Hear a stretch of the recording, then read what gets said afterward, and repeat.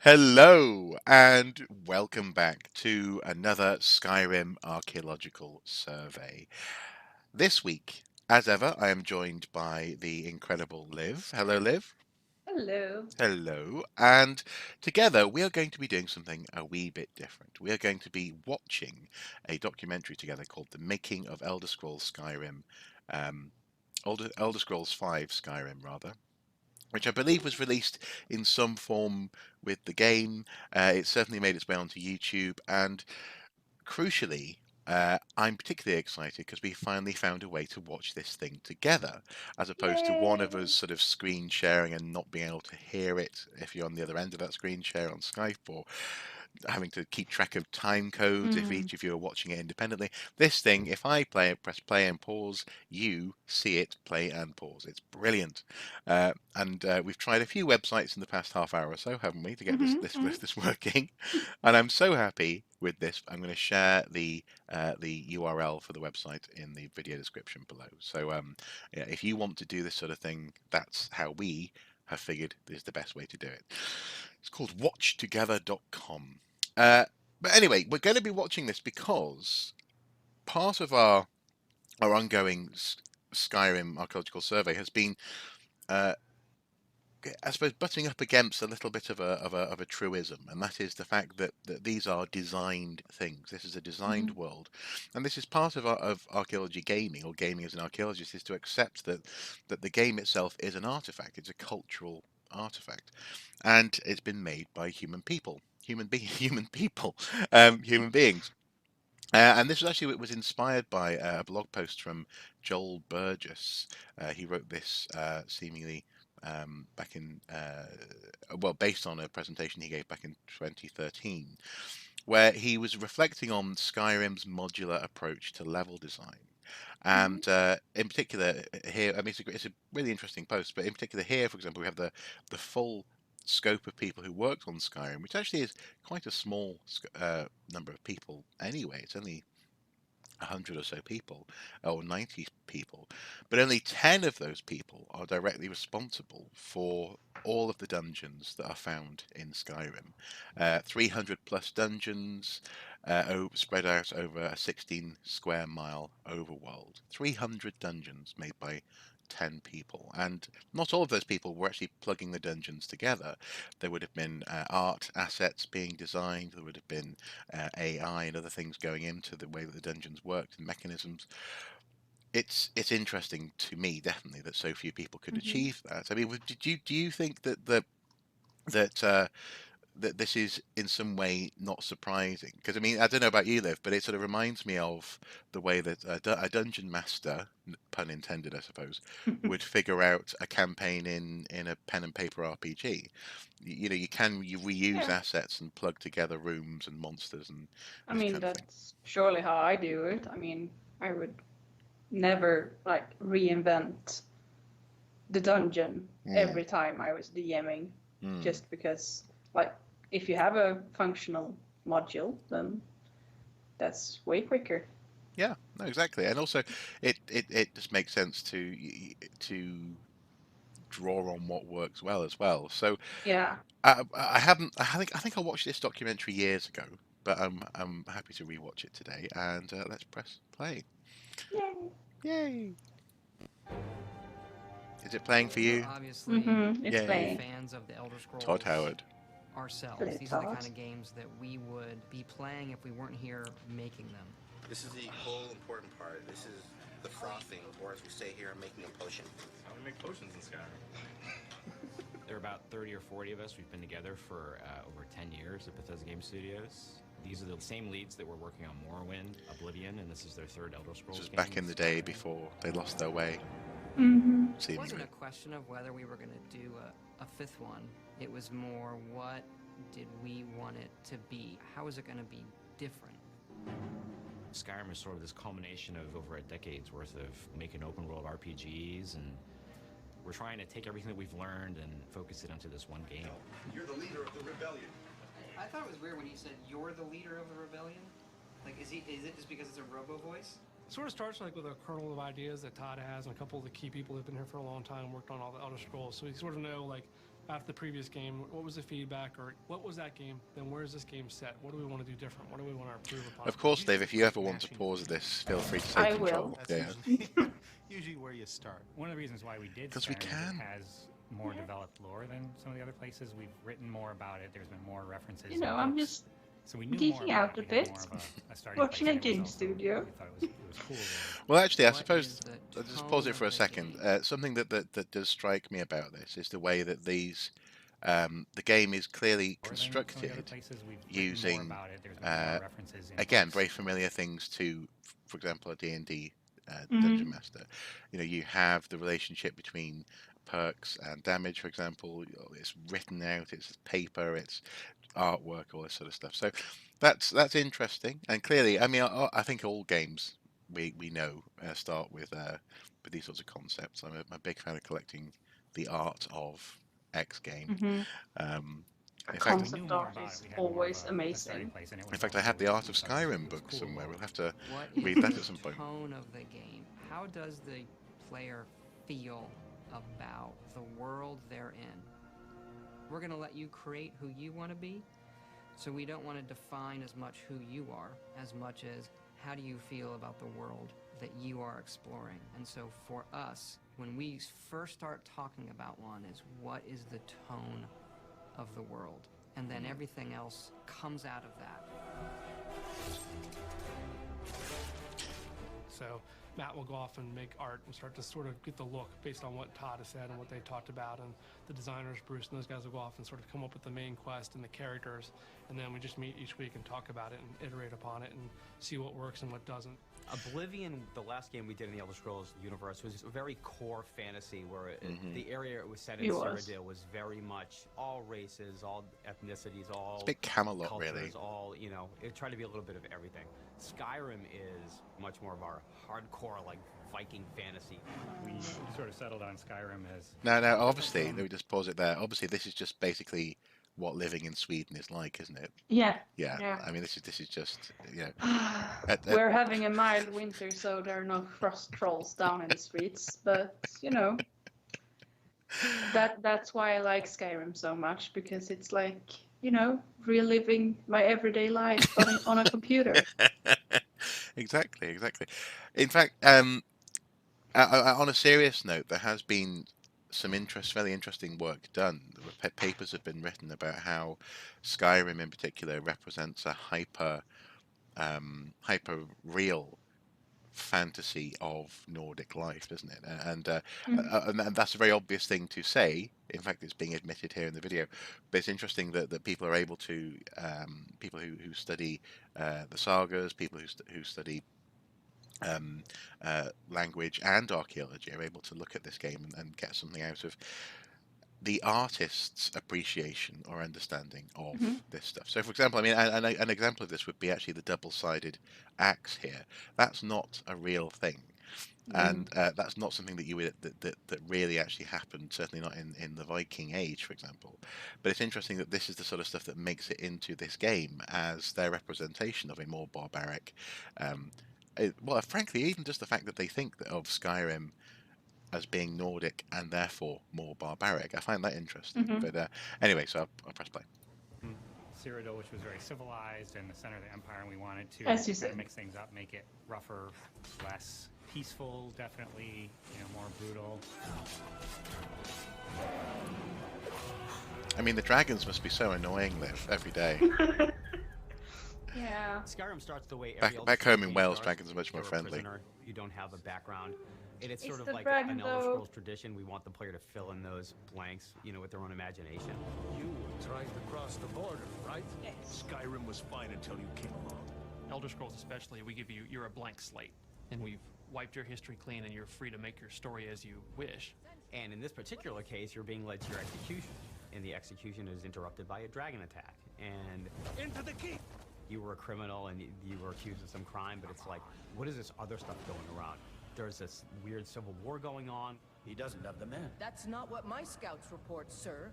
And there's a lot of tension in the world, and In Oblivion, you weren't the person that saved the world. You helped the person save the world. But we definitely knew, like, this is Skyrim, you know, the land of the barbarians. We want you to feel like the Nord hero here. I mean, how does that make you feel? This idea of, especially, living in one of these Nordic countries. How does that, in the same way that I get very frustrated, for example, living in Britain and having people, especially English people, describe Scots and Welsh and Irish as being essentially hairy, wild people. And then obviously I'm a hairy person. That doesn't help.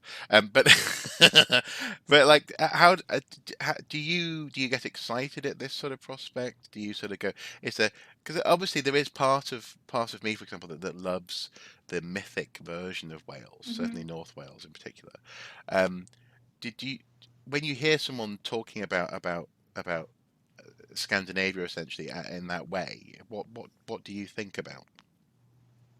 I mean, I think I truly kind of don't even react to it anymore. It's just like, Hmm. yeah, yeah, of course, that's your like, that's the public like all gaming and public opinion thing, but Yeah. it's like I just kind of assume that it's like, when you're like, oh, this person is that, and you're like, okay, you're saying that because that's the gimmick, but I'm just going to assume that you realize that we're talking about a society and Hmm. Hmm. nothing is that like clear cut and like no, no. So in that sense, uh, it's a weird love-hate relationship certainly that I have with this idea of Celticism, in so much as Hmm. on the one hand it's a fun stereotype to play with, but Mm. at times though it can be detrimental to how other Yeah, people relate to you. Um, absolutely. And I also find it like I usually go into a conversation when someone is expressing themselves mhm. that way, just assuming they're kind of, that they're not that serious. Yeah, yeah. And if I realize that they hardcore believe that gimmick to be the truth, Mhm. Mhm. then I get like, oh, okay, gonna Yeah. have to do some education here. Okay. Yeah, yeah, that makes Please sense. let me like history explain Yeah. Vikings to you. Yeah, no, that makes sense. But the thing is, though, I should say, it obviously this is. I get that this is the fun, and they're using that as an inspiration. Yeah, and I mean I'm not. I don't it's want to be over serious, but I just thought I'd just ask, about that. I mean all games are basically that fantasy on steroids Yeah, because you need them to be yeah. for them to be impactful. Mhm, mhm. I don't know how impactful Skyrim would have been with if they had gone for like a more nuanced Mhm, and also truthful mhm. like representation of Scandinavian Viking culture. Yeah, I yeah. mean, it would have been a society like anyone else. Well, and also as well, things like so one of the things that we identified, I think, fairly early on was this idea of building in stone. Hmm. Um, you wouldn't get Bleak Falls Barrow as you do No. here. If you were being incredibly true to the mythos. But I just find it interesting that for many people, uh, the reality of living 1,000 years ago, and the same goes in that sense for Britain, Ireland, and Scandinavia were Hmm. basically connected. Um, uh, the reality of living then in these places is not enough. If I think if you took a lot of people who are Viking enthusiasts and plonked them back 1,000 years ago, they'd be grimly disappointed. Yeah. They'd be overwhelmed by the smell, and then they'd probably be sold into slavery. If they were useful enough. I mean, we have practically no life skills back that No, are that's true. adaptable to back then. That's true. It's like, oh, you can walk, great. No, or you might find yourself sort of put in a cage as an abnormally sort of uh, just sort of smelling person. You'd probably look Yeah. and smell and behave very strangely. Yeah, but anyway, again, sorry, I just thought it was an interesting question. Press play. Off we go.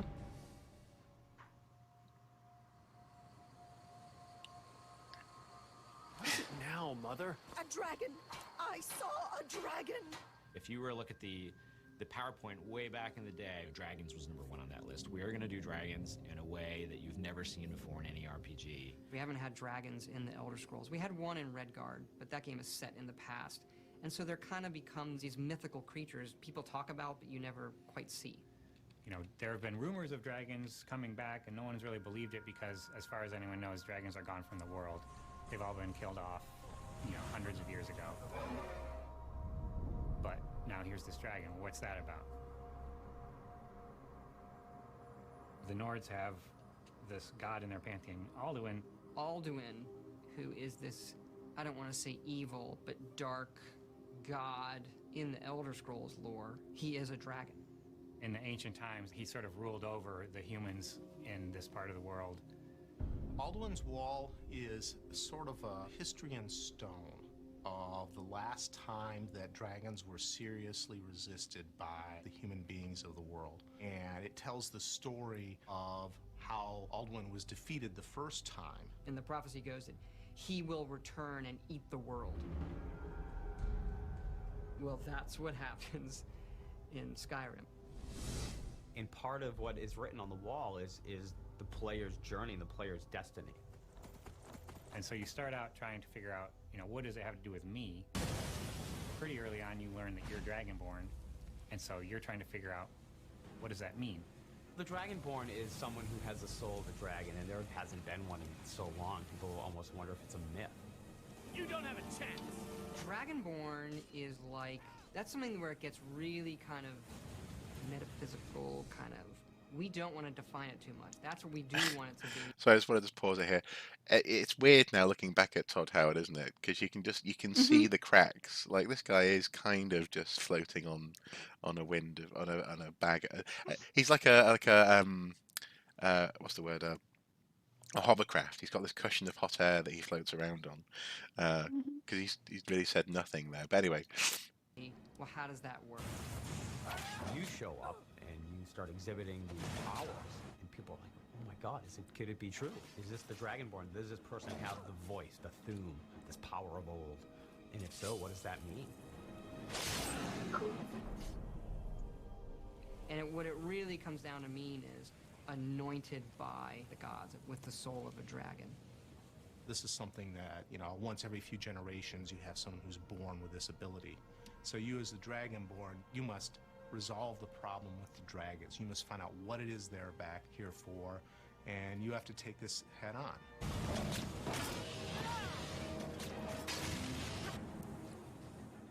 Part of it is a mystery, and then once you have the, okay, this is what's actually going on, then it takes on a more adventurous, less mysterious tone.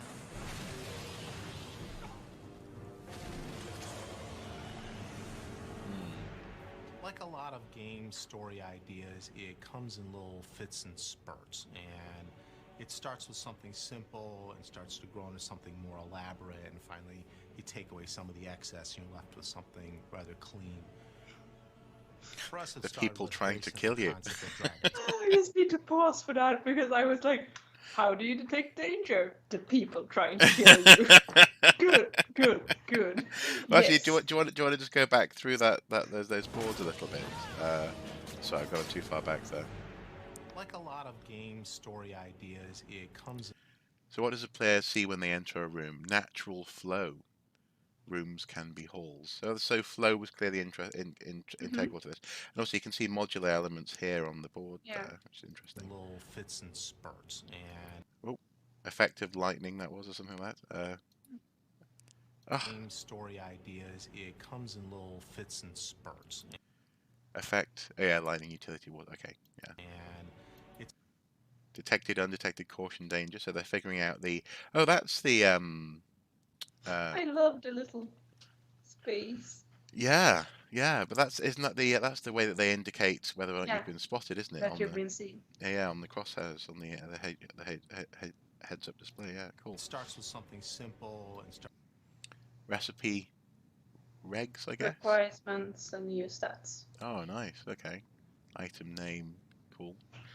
So yeah, they're literally designing the menu system here, and workbench. Okay, cool. And finally, Improve smithing, forging. Found weapons can be broken in something. Comp becomes the resource for smithing improvements. It requires a lot of comp to competence, I guess. Take away Sorry. some of the excess you left. There we go. Yeah. Tell the difference between detected and danger. Duh. People trying to kill you. Yeah, that makes sense. How do I know if I've been detected? They will try to kill you. With something rather clean. For us, it started with a very simple concept of dragons. If we're going to do dragons, we need to do dragons. I think they did dragons quite well in this game. This is a big deal. This isn't something you can just, oh yeah, there's another creature like a bear walking around in the woods. Part of our challenge was to make the dragons familiar without being 100% cliche.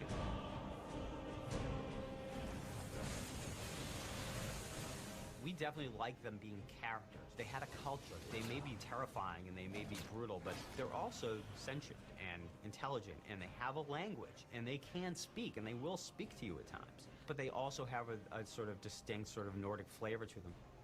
And they're big. Mm-hmm. We wanted the dragon to feel very majestic, so we were looking at, well, how do eagles soar and that sort of thing. But on ground, we wanted them to be a little bit more primal and reptilian in nature. Well, in that sense, they is analyzing real world. In that sense, they didn't admit that they were doing this, but in that sense, what they're describing there is two different types of monster from traditional stories at the time. So you have flying dragons and things, but also you have much more earth-based monsters like worms and things. And actually, the fact that this thing is crawling along the ground trying to get you is quite evocative. I suppose the thing I like about the way that they did dragons here is that I remember the first time I came up against dragons in Skyrim, thinking how I can't do anything about this. I was no joke, like sneak attacked by the first dragon I ever met, like in the wild in Skyrim. I was just walking down like a cliff path, minding my own business, looking for flowers, making potions, and then I lost like 75% of my HP because I didn't pay attention to the background sounds. And when I turned around, I was face to face with a dragon. I was like, oh. Yeah, just like, I'm eating you. Yep. Okay. Oh, sorry. Analogs. So we'll look at bat footage. We'll look at bird footage. It's trying to research so that we're not making a fantastical creature be unbelievable. It may be a fantastical creature, but it still has to feel like it has weight. It still has to feel like it could exist in this environment. Trying to make dragons feel authentic is, for us, more important than making them feel unique, special, and completely and utterly different. You make the experience of it feel so real. The noise as well was very important. The authenticity is what matters. The sounds that they make when they shoot fire. In the Elder Scrolls lore, the ancient Nords had this power of the thum, the ability to shout and form these words of power. It was written then. It was never intended. This is the language of dragons. But when we started, we're going to do Skyrim, or we're going to have dragons come back. That was a pretty quick decision. It was like, that's what we always meant. When the dragons in the game, you can hear them speaking the language. So that got us talking about, well, what does this language mean for the player? What kind of device will this be? And so we decided to create this dragon language. Emil, I want you to write this song. That's how it started. Can you write a song that works in dragon language, that rhymes with the Elder Scrolls theme, when translated into English, also makes sense and rhymes? He's able to come up with things. I don't know how he does it. I found recordings of Beowulf in Old English. That gave me sort of the overall feel. It's a good place to start. As the story goes, he kind of sat on it for a while and went home one weekend and heated up some mead and wrote the thing. He came in on Monday, there it is, and it was like, oh my gosh, this actually works. each shout has 3 components. There are 3 words. And so it becomes like, okay, I say one word, you know, foos, and then ro, and da. And so when you're doing this as a gameplay device, it's like, it has to all meld together, like foos, ro, da. When you say, foos, ro, da, like that, that's when the big clap of thunder, you know, should fire off in the game. And this blast of energy comes out of the player and knocks your opponent off their feet. And if it all times up just right, it feels perfect. Sometimes I just use that to get NPCs out of my way. Yeah, me too. When they block you. You have these Or, walls like, where you learn the words of power helpers. usually, and they Yeah, are these I've ancient done that. writings of the Nords who knew the language. One of our concept artists, Adam, come up with like the visual, you know. Todd was directing him. It's like, no, it's gonna look like, you know, if the dragons had clawed it into the stone. So it's very jagged looking. And he decided, well, all right, the dragon has this many claws. It probably uses its thumb claw as like a rotation point, and then he started sketching out different scratch patterns, and eventually that became the language. That's so cool. And it's something that we have observed in previous videos as well. I think there's some writing about that, isn't there? Yeah.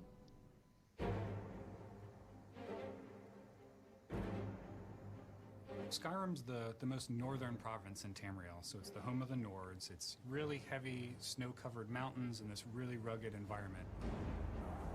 Really one of these like large, craggy features that erupt out of the ground, giving you these kind of dramatic, sheer visuals and vistas to walk and travel through. The world is our main character. Even though you're playing somebody, we have these NPCs, we have a story, the main character of the game is the world, the province of Skyrim. So the world in this region really defines the entire look of the game. What creatures live there and what alchemy plants grow there. So we come up with a set of foliage that grows in each region, different color palettes, different lighting, different weather, and then make sure that transitions well between the different regions, but then still fits in with the overall aesthetic of the world. What makes our RPGs different is the amount of time we spend just building the world and thinking about, as you walk through the game, what are you going to see when you walk into town? You know, what are you going to be able to pick up? What are you going to be able to craft? What are you going to be able to eat? All of the little things in that are what we obsess over. You could say, well, what effect does that have on gameplay? Let's not overthink it, that's just neat. But they become the key thing that makes you feel that this is all real for the moment I'm in it. We kind of call it cluttering the world. You can go into a house and steal all the guy's mead. And, you know, that's fun. That was a game you just decided to go do.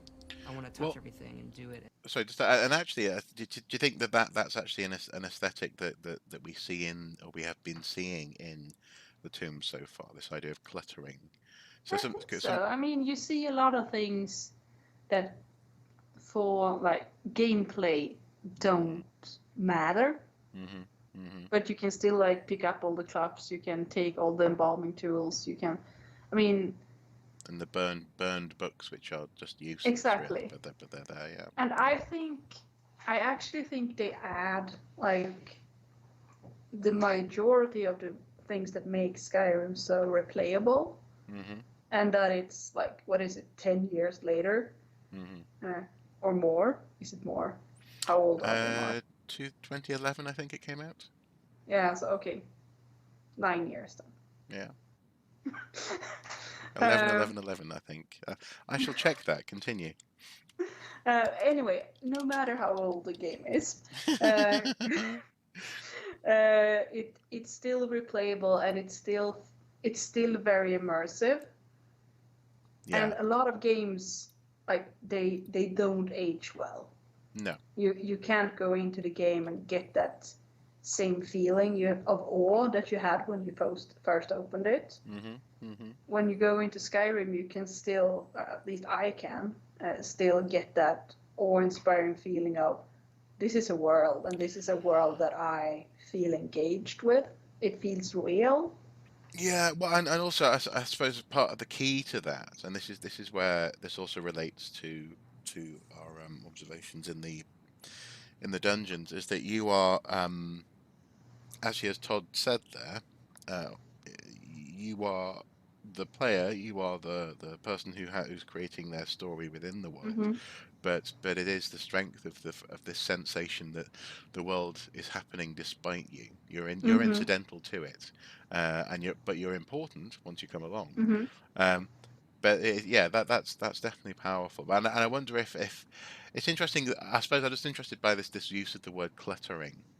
I find Yeah. that interesting because actually I think I don't think I would have been so I don't know. So it would have felt a little bit cruel to say they've cluttered up this dungeon, but actually the clutter.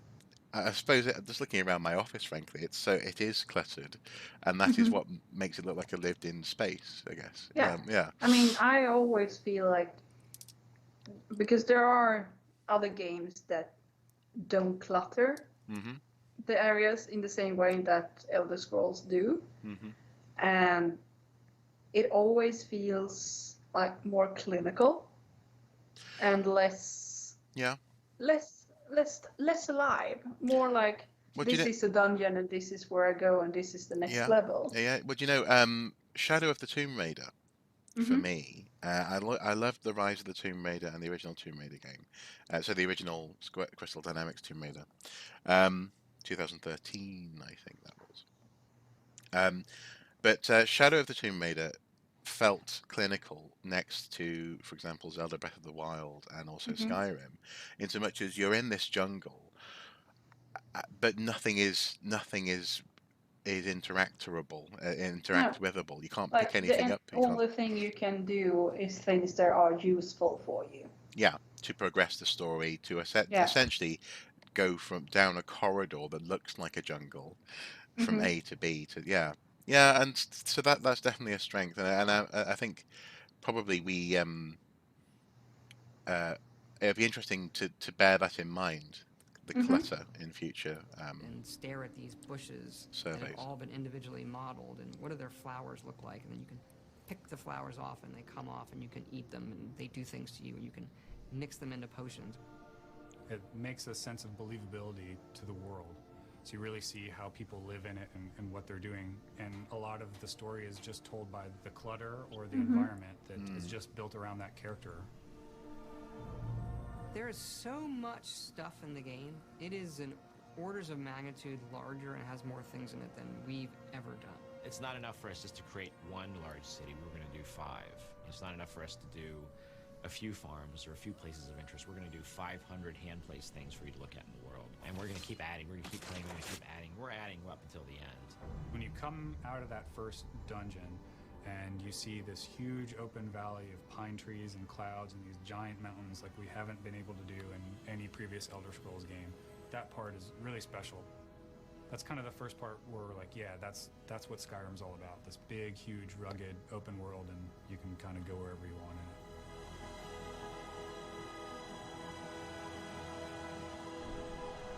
I suppose the question for the continuation of the survey is going to be to what extent is more better, in terms of does it hold up to scrutiny as opposed to simply being a lot to do in the game. Oh.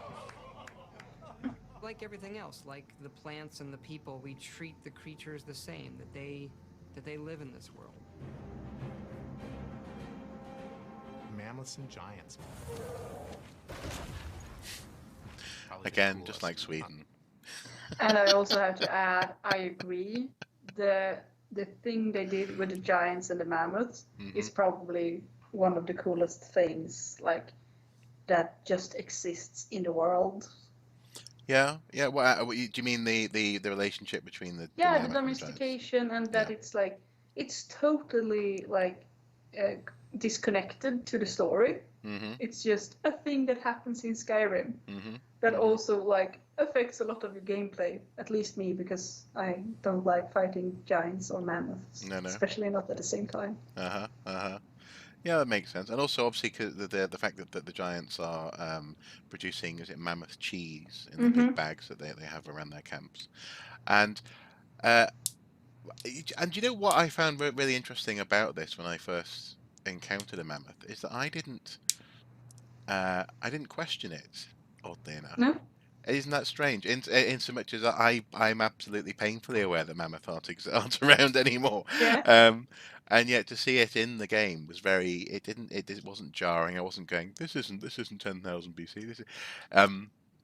That was kind of cool. But again, I guess how do you think? Do you think this is sort of the open-ended nature of that fantasy element of these sort of old northern European myths and cultures? Is this idea that actually you can tag on? I suppose if you are going to tag on dragons, why not tag on mammoth? I guess. Yeah. I Uh, mean, if we're gonna like, I think that most like skalds in ancient Nordic like history would have been ecstatic to see Skyrim being the representation of their culture. yeah. I suppose a little bit like I've often thought that the movie 300, Yeah. Spartans The Spartans would would have love been that. That's so what we think of pleased. them. Yeah. They'd be like, yeah, that was us. Totally. We're so cool. It was so cool. Yeah, and we will fight in the shade. You can actually get close to them. You can walk up, as long as you don't get too close, you can walk up and watch them sort of move on by. I like the mammoth graveyard as well, or graveyards that you come across. It's not going to be pretty. They're very powerful. Some of the principal villains in the game would be the Draugr.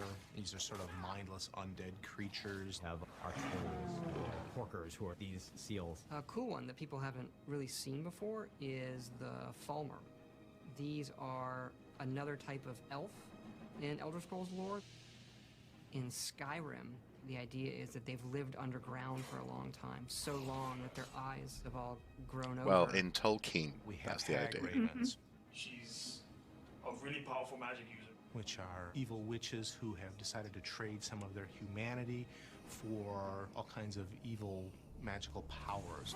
One of my favorites in concept and execution are these ice wraiths. There's a line in lore that Nords, when they come of age, will go fight an ice wraith. But we didn't really know what an ice wraith looked like. So we didn't want to do just a typical ghost specter thing. So we worked with one of the concept artists, and he had this idea for this really cool serpentine crystalline ice creature. And they move on the wind. That's the kind of thing that feels more unique to this game. They're pretty terrifying. It's also worthwhile noting that obviously this documentary is partly designed to sell the game as well. Like Oh, you want to make you physically, the player who bought the game, feel So it's not like a you're completely gonna go, honest record of more development. So that the character on the screen that you are I playing imagine they won't be like, and then we cried for 2 weeks. where do you draw that line? How much does it become a reflex game? I'm good at blocking at the right time versus my character's good at blocking. Look at combat in a big way. Tried to make it more emotional and impactful and visceral. And I think broadly speaking they succeeded. Be moved around more rather than just be kind of static. I mean, a lot more action-oriented, and that always presents a lot of challenges because it actually involves a lot of math and timing to make it fluid and fun, and a lot of iteration. We did spend a lot of time just, taking a mace and hitting fake guys in the head on the screen until it, punchier. Oh, now you're going too far. It looks too silly. Okay, pull back. If we can succeed at, here comes a wolf, and I take an axe and I plant it in his head, and he dies, and I take his hide. Like, if that, just something that simple, you feel like, yeah. You feel good about it.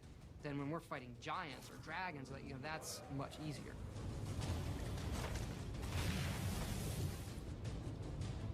I might switch the camera move on this one, though. And we looked at the visual experience. The visual experience for us needed to be more immediate, needed to be more like I'm there in the world.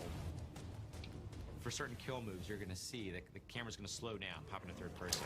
I love that it does that. There's a lot of fun. I think you're bleeding. Going to some cinematic perspective quickly and watching your character do something really cool.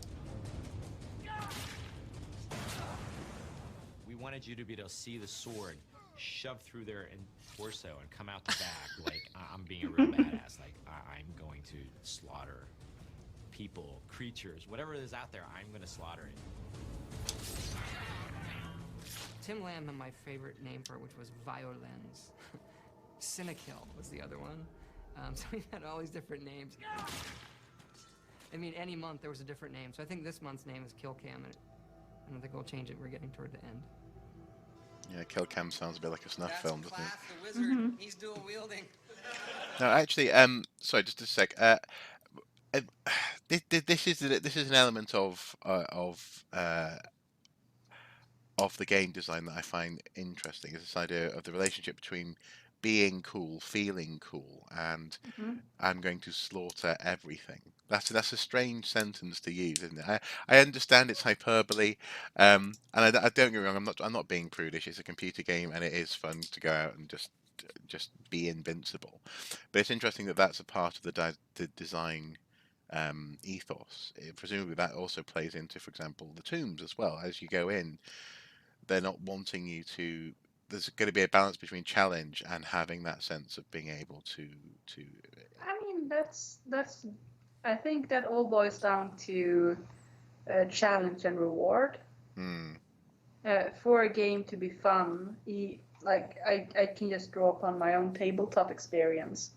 It doesn't matter how cool the end, like the final boss is, if your players won't have a good time and feel cool while going at it. Or like on the path to that boss. So you have to make these smaller challenges. Like you have to make smaller challenges so they have something to do, and so you can build up the feeling also of being like that. It's realistic that you can take on a big dragon. No, I think so. I think some of the worst D&D experiences I've ever had has just been when the DM essentially sees it as their duty just to murder you. Yeah. You know, and just like ha ha ha ha. You know, here's this. Try and kill this, and you sort of you have no confidence in your ability in that sense. Yeah. Or even worse for me is when I feel like I have this cool character. I have the stats to do cool things, but the DM is so preoccupied with with murdering you, or like making you so you feel that you don't get a chance to like be that awesome, that like you're like I could do all of these things, but I can't because I'm always tapped. Or nothing that like everything that comes at me is always a challenge raining too hard. And actually, I suppose this answers my question as well, in so much as the other thing as well is that you don't always want the DM, or in this case the game, to be presenting you with deep character-defining interactions. Doesn't always have to be what does it mean to kill? In that sense, it's okay to get to present a progression of different experiences, and some of those experiences are designed to make the character, you as playing the Dragonborn feel that I suppose that you want to keep on playing at a basic level, that you want to keep on doing this. So okay. I just thought I'd just take a moment just to think about that, because it was very pointed. I can slaughter everyone. That's okay. No, fair enough. The key to combat in Skyrim is being able to wield weapons and spells in both hands. So that's a new thing for us. One of our big mantras going into the game is you are who you play. And a lot of that is, what are you going to put in your hands? Dual wielding now means I can have a spell in this hand and a sword in this hand. Or I can have a spell in this hand and the same spell in this hand. And what does that do? Oh, guess what? It does something even more powerful. And so that all plays into how the combat plays out.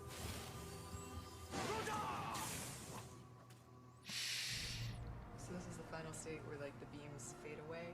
And then this was the current test of the skull corruption cast. Basically, I've hidden the projectile. It's too bad we don't do more of this burning stuff.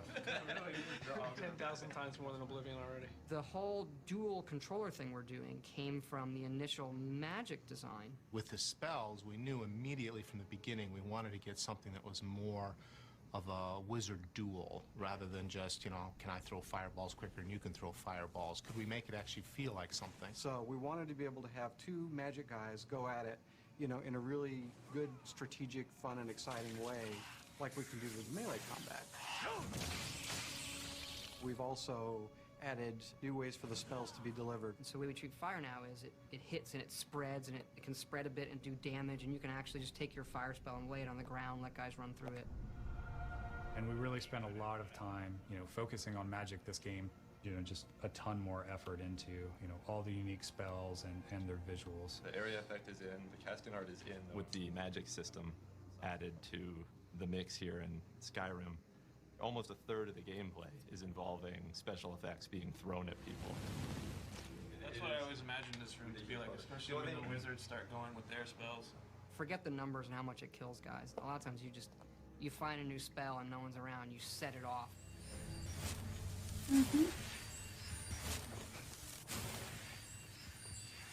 Yeah, what spell's that, I wonder?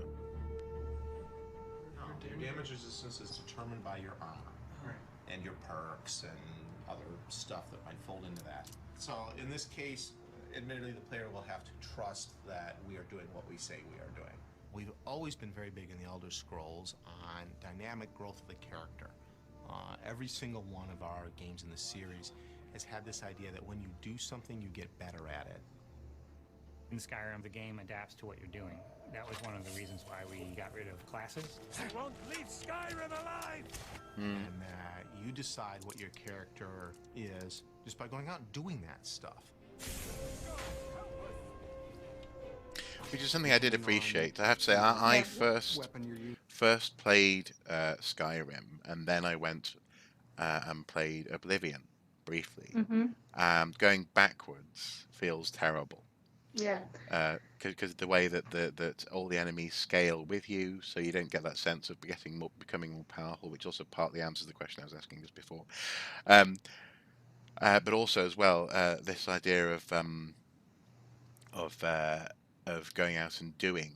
There was an element of that in Oblivion, but in this game, you see your experience ramping up, and actually, it makes you want to do things like working on suddenly you metalworking. spend like a week at a forge just because you need to up your skill. Yeah.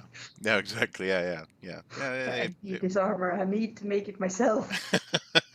Using and whether you do any damage, you're going to get a certain amount of skill usage, and then that's going to build up until you reach that threshold, and then your skill will increase. At that point, once you've increased enough skills, then you level up. Same thing with wizardry. Start casting spells, you'll get better at casting spells. So in an ideal environment, you don't have to think about what it is you're trying to do. You're not watching to see, oh, how can I make my character do this or that? You just play.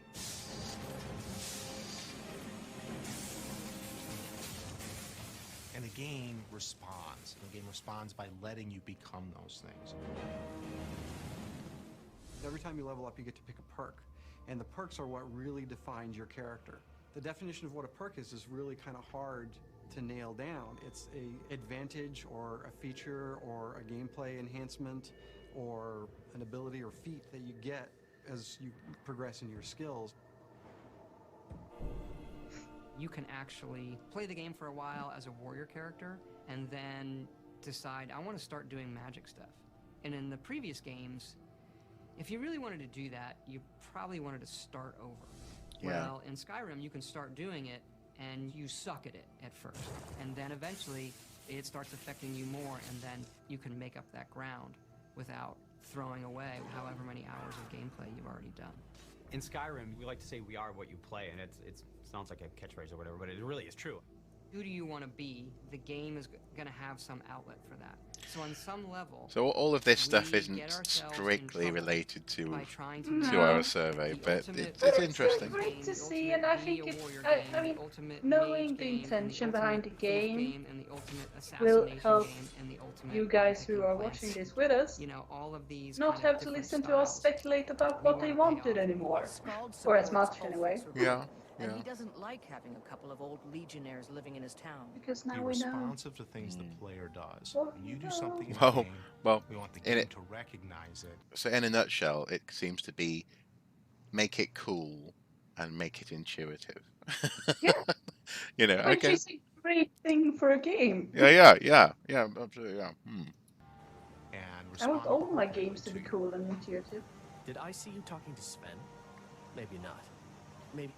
Never mind. But I would stay away from him if I were you. How does that AI tie into a story? Like, how do I get quests from them? How do they become my friends? What will they do for me? What can I do for them? That kind of stuff. Sometimes it's as simple as having a guard in a city comment on the things that you've done. Get your thieving hands off that! Off to Bleak Falls Barrow with you. The Jarl is not a patient man. The game has now responded to something you've done in a way that makes sense and feels like the natural world. You have no idea how much data is in this game. Here are some staggering numbers. There are 31 quests in Fallout 3. In Skyrim, there's 244 of these. Things like collecting dog tags, delivering... Sorry, there are 31 quests in Fallout 3. Yeah. That's crackers. Wow. Things that we do as objectives right Only now. 31. And a lot of these repeat because they're radiant. The game is insanely big. Every Elder Scrolls game has its main quest, and the main quest in Skyrim is unraveling the mystery of the Dragonborn, and so that is definitely your heroic path. I think I found someone who can help you with your dragon project. For us, when we make a good story, we know we've done it when the player is the agent. Yes, I could use someone to fetch something for me. Well, when I say fetch, I really mean delve into a dangerous ruin in search of an ancient stone tablet. If we pose an Sign me up. interesting problem, I and love we let him. the player solve it in whatever way he deems fit, that's going to make the cool, interesting story. If you decide not to do the main quest, there are different quest lines. My favorite quest line is the Dark Brotherhood quest line. The Dark Brotherhood is the Assassin's Guild. They do the secret ritual ceremony to summon the Dark Brotherhood. And when you join the Dark Brotherhood, you're one of the guys who shows up and goes, who do you need killed? What do you need? I just think that's just really awesome. I'm yet to the game sort of offers do this that. sort of redemption, where okay, I'm going to play as a bad guy and do all this bad stuff. I'm going to It's join a the Dark really Brotherhood good quest line. maybe can imagine. join the Thieves Guild and do scummy stuff. You know what? Then I'm going to do the main quest, which is more honorable. And then because you're put in these situations where you're sort of the good guy, you start to feel like that. Or not. The big transition in our studio from Oblivion to Skyrim is we never actually had dedicated level designers in Oblivion. We had them here in we go. Fallout, now we have them in Skyrim. And what that means is that when you go into a cave, it's not just art and stuff. Get me down! It's coming loose. I can feel it. And before we did it in a very compartmentalized way, and you would see lots of the same rooms, but we took it a step further this time and made a whole bunch of free pieces so that every single dungeon is a completely different experience. You fool! Why should I share the treasure with anyone? In total, we have around 310 or 15 spaces. That includes dungeons, large dungeons, small dungeons, exterior play spaces. Our sort of ideal now is that we want every dungeon in a game like ours to be as good as a fully scripted level, something in like a highly authored game. Every dungeon's going to tell some sort of story, whether visually or through notes or books or the loot. You might actually get like literally a quest. It starts up, it's put in your journal. In some cases, it's more of a free form. You know, you follow clues or you just learn the story of the dungeon by playing through it. The implied stories to me are the ones that are some of the most interesting because there's not a word of dialogue spoken. There's just the environment speaking to you. So you go in, you see a body laying on its back with an empty bottle clasped in its claw and bottles in its mouth. He's just laying there. We really want to have this memorable moment. We want to have the players who played the dungeon or the level to come back being like, that was an awesome experience. When I came into that last room and I saw the sky shining down from above and this cool little set piece with the streams going through and then the boss comes out, that was really cool. So that was the one thing I always ask the LDs after they're finished past 1 or past 2 of a dungeon. Like, so, you know, what's your memorable moment? Every time you play, you're gonna find something neat or something different's gonna happen. Games are such a unique storytelling device is that you have this really opportunity to tell a story through action, through gameplay. And so in that case, I suppose that does vindicate, in that sense, our approach in terms of seeing each dungeon as their own. well, as their own, yeah, and also as a um, I suppose as a narrative thing. It's not really a story, but but this idea of having this idea, even unspoken dialogue. I mean, that is essentially archaeology. It's and and do you think then that obviously they're using words like cool and memorable moments, uh, but I suppose that's again that's fine. That's a goal of game making, and it's And true. it's also a goal of storytelling. Yeah. Like legends don't become legends unless they're cool. No, that's true. That's very true. Yeah, yeah, and also I suppose in that sense, uh, I absolutely when I go back into these dungeons, I absolutely go, oh, this is the one with the or where this happened or with that person or so, yeah. So you remember, yeah. Okay, so to be memorable is part of the goal. Yeah.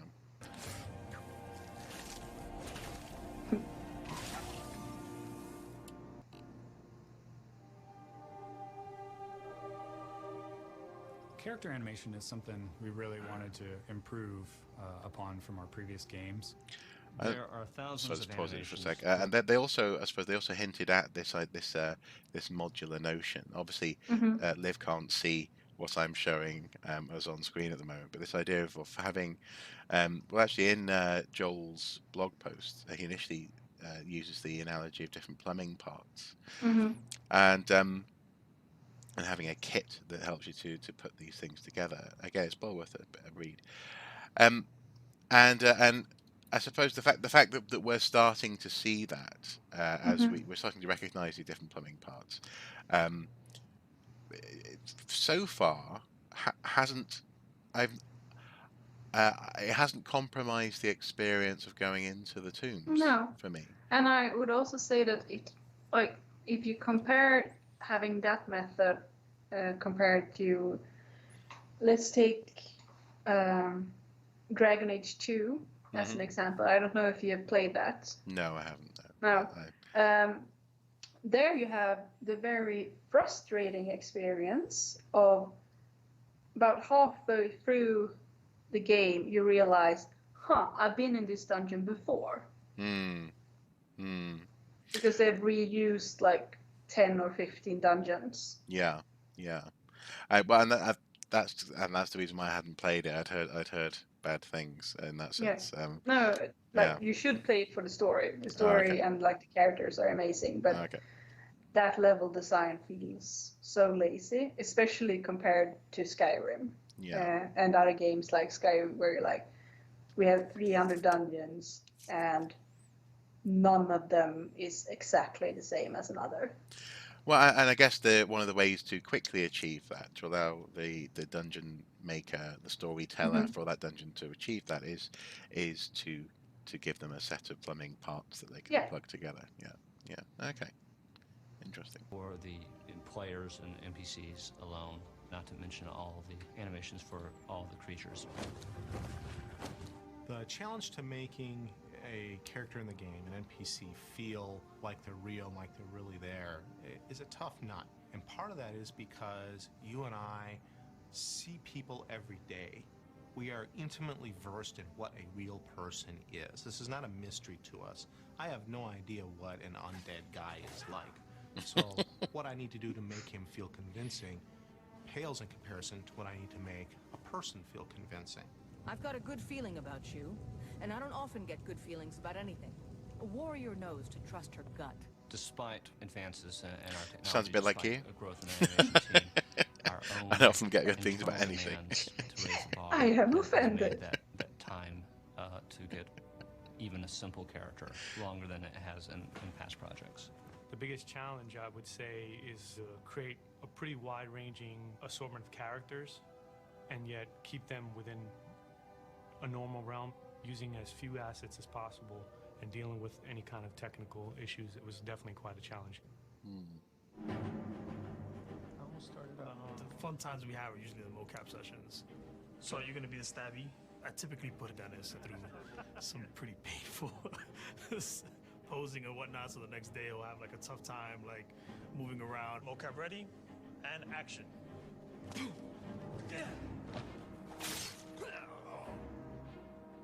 One of the things that we do a lot is kind of leave like messages and pranks on each other. Rick killed me yesterday, you know, that mocap session was too much. And action. I suppose this is interesting as well in so much as it highlights that the scale of the game is directly related to bodies. That's a principle that actually I've touched on in a previous video about phenomenology in Skyrim. But it's interesting that the animations are so tied to people as opposed to someone moving a puppet like a sculpture or something. Yeah. And I like mocap have done so much for video games in general when it comes to immersion, I would say. Yeah.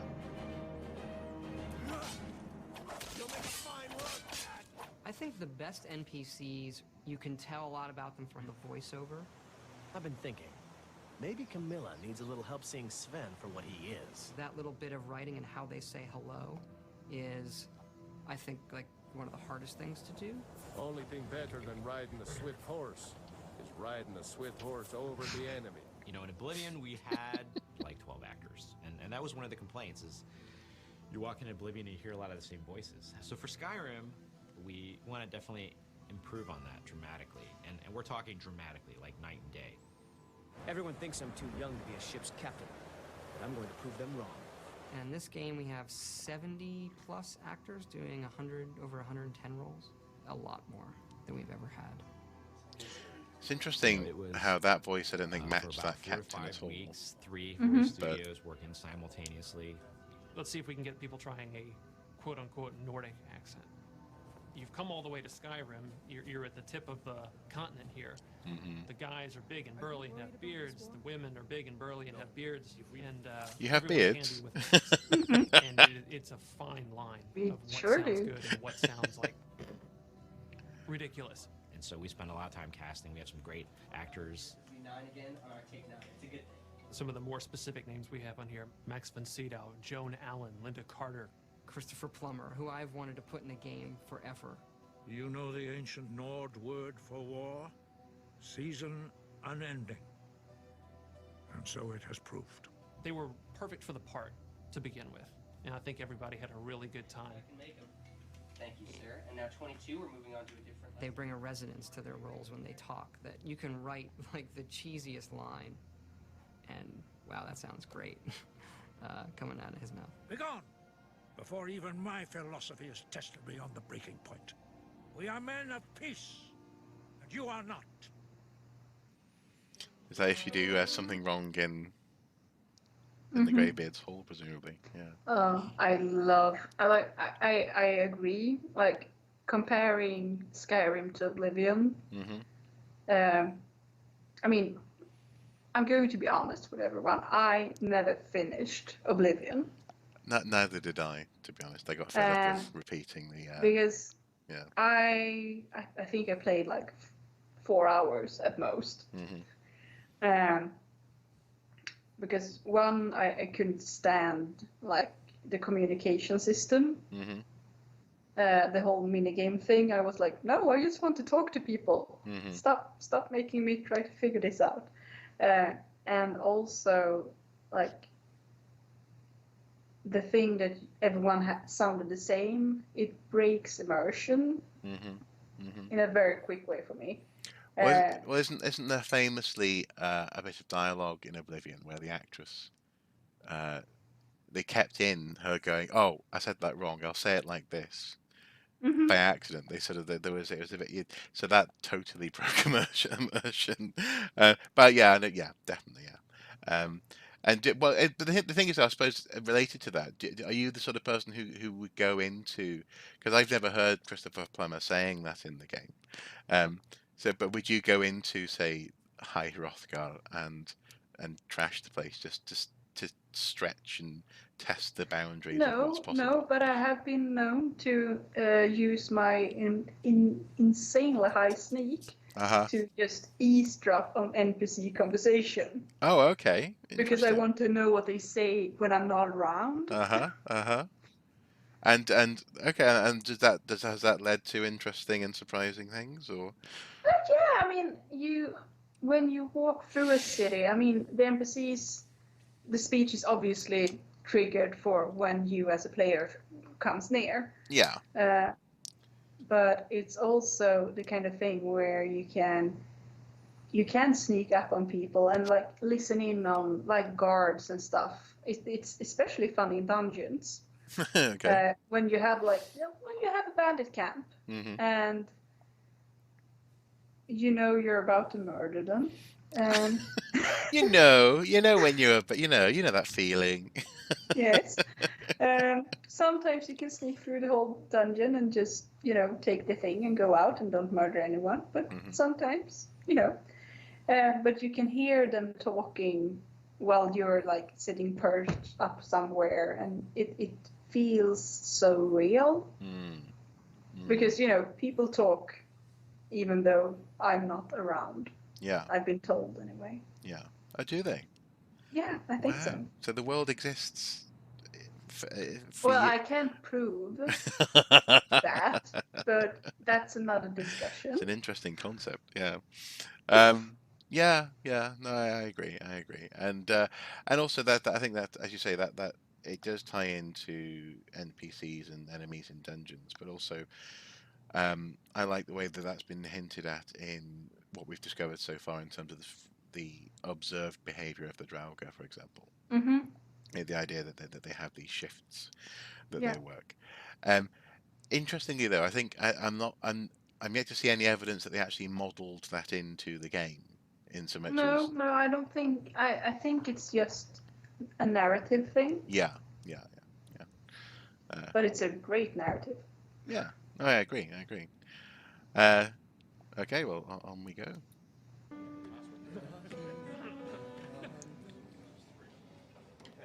So any questions on the pronunciation? Oh, this is going to be all about the choir. Let's try it. The choir is great. To be honest, this is probably my favourite part of this game is the soundtrack. The music for so I'm more than Skyrim happy to watch this. would be the Elder Scrolls theme, but sung by a barbarian choir. What is a barbarian so choir? Jeremy Soule, who does this apparently. 2006. They look quite civilized to the me. Elder Scrolls theme as sung by a barbarian choir.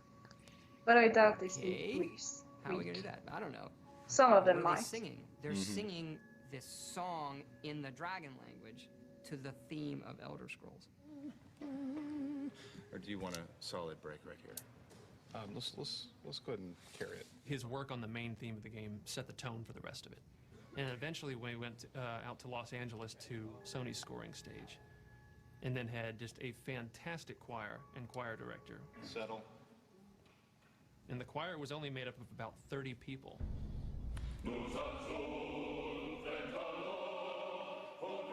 Sounds so good.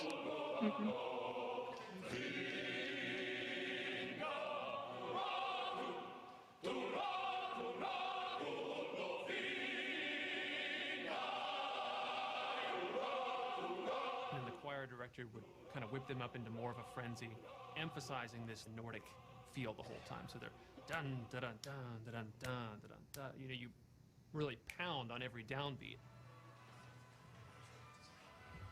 And what they would do is just do 3 passes on each verse of the song. Now you've got the sound of 90 people singing this thing in this massive hall. You take a break from it, and you come back, you still get the hairs raising on your neck every time they come to the big chorus.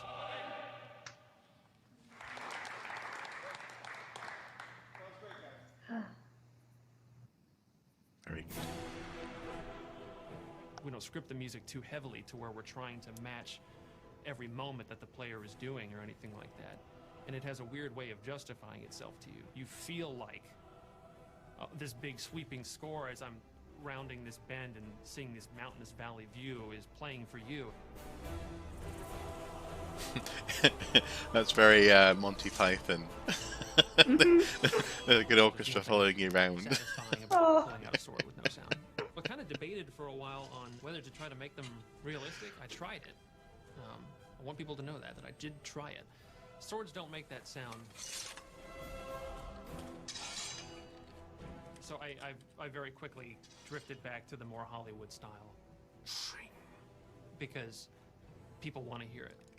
I actually really enjoy make things that just feel very visceral and great impacts of the sword and shield and that sort of thing. So I really have a hard time with magic, actually. So do you think that that's you know, with this question of the game as an artifact, that is essentially what this artifact is. It is obviously a plaything, but it's crucially it's designed to elicit a fun, pleasing emotion that you want to return to. I mean, I mean, as you were saying before, you do return to, don't you? I mean, I would say that I would assume that that is what every game is going for, because you want replay value. Yeah. But I would say that Skyrim has succeeded far better than most games. Well, frankly, other Bethesda games actually as well. Absolutely. You know, Fallout 4 obviously being an infamous. Or 76. Or 70. Oh, yeah, 70. Yeah. Well, see, and this is the thing, because I mean, just briefly, looking at some of the things that they're talking about here, and also having seen and heard so much about 76, it makes me wonder: are they going to be able to top Skyrim with Elder Scrolls 6? If that's me, in terms of, so for example, the stuff that's drawn us to the game in this capacity, in terms of the world building and exploring the dungeons, but also, yeah, the relatively rich integrity that they seem to have brought to it in terms of the soundscape and the characterization and so on. So, I mean, I don't know. I suppose hopefully they haven't completely lost it. I guess in recent. No, I mean, I think it's one of those things that can be. I mean, the competence is somewhere. I mean, people made Skyrim. Yeah, yeah. It can be recreated. It's not. It's not a holy grail that vanishes and never returns. I think it's just a question about work culture and what they're allowed to do and what to focus in. I mean, the focus here seems to have been, we're gonna make cool game. Yeah. Well, and also it's been seemingly approached with integrity. Again, I mean, I find myself slightly dismissive of Todd Howard's bluster, but the thinking and the feeling behind it is that they wanted to make something that they could be proud of, as opposed to something that simply would sell well. And I can't help but wonder whether Skyrim as an experience led to 76 in so much as they realized if we make something, people will buy lots of it, you know, as opposed to with Skyrim, they were wanting to expand on the previous Morrowind, etc. Yeah, exactly, and taking the idea of a dragon and realizing it, and so I get integrity, I guess. I suppose is the word I would hope that they relearn. And so I have a hard time with those. I just try version after version, and chances are the one you hear in the game is the last one I did before we ran out of time.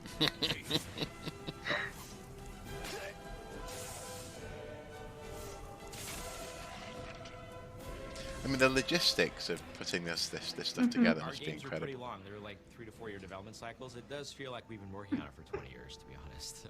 It takes a long time to make the game. Today I'm hoping to get to some creature balance. We're going to start on some wizard stuff. We have the wonderful luxury of being able to take people who've worked with everything we've worked with, who know the kinds of things we want to do, and just start immediately. You're working with guys who know you and know your strengths and your weaknesses, and you bicker with them and you share laughs with them, and at the end of the day, as long as you make a great game, that's all that matters. You know, I don't know if everybody knows, but the artists, the world artists, did finish, you know, end of June, nav meshing the entire world. Every time I sit down with a meeting with them, every now and then I have to remind myself, I'm like, hey, I'm talking to Todd Howard. He's a pretty cool guy. Todd is very clear on what he wants. He'll walk into a room where we've been working on something and say, nope, should have been like this, or do it like this, or that's just right, instantly. If you enter his office, no matter what the problem is or whatever, as soon as you leave, he'll make you feel like $1 million. He doesn't come out every week and beat you over the head with a 2x4. He's like, you're not working hard enough. He just does that every other week. All of those things that we liked growing up and the melding of technology and art. Video games, I think, are the ultimate melding of those art forms. Because if you look at a film, they can spend hours rendering one frame, and who cares? And, okay, do that 30 times a second. That's a much trickier problem. And make it fun when I push the buttons. I find that really interesting problem to solve every day.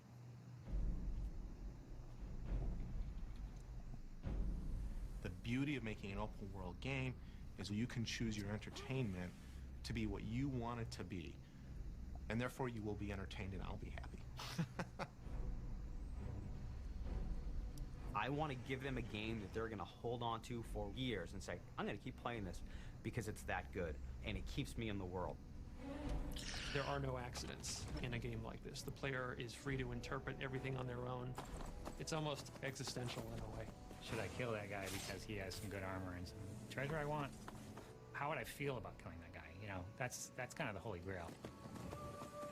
Forget that it's a video game, but this is an entertainment experience of virtually unlimited possibility, where it's there for you to take it where you want to go. And as you do those things, it will surprise you and reward you for what you're doing.